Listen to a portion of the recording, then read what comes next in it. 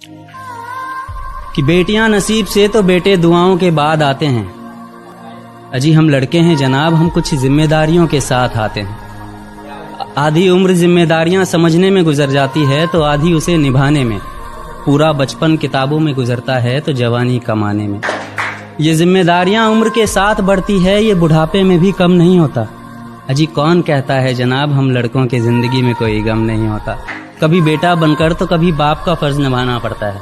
कभी खाने के लिए नखरे होते हैं तो कभी खाली पेट भी चलाना पड़ता है। कभी माँ की गोद में सोते हैं तो कभी जिम्मेदारियों की बोझ में। कभी नौकरी की तलाश में रहते हैं तो कभी सुकून की खोज में।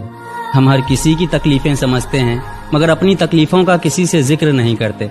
जिम्मेदारियों के पीछे कुछ इस कदर भागते हैं कि अपनी ख्वाहिशों की भी फिक्र नहीं करते। हमसे हर किसी को उम्मीदें हैं मगर कोई हमसे हमारी ख्वाहिशें पूछे किसी का मन नहीं होता।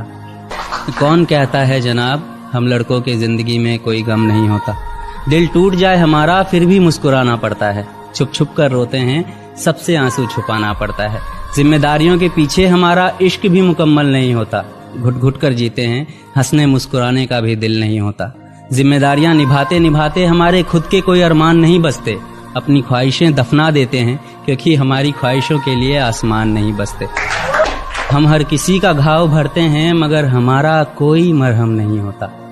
अजी कौन कहता है जनाब हम लड़कों की जिंदगी में कोई गम नहीं होता।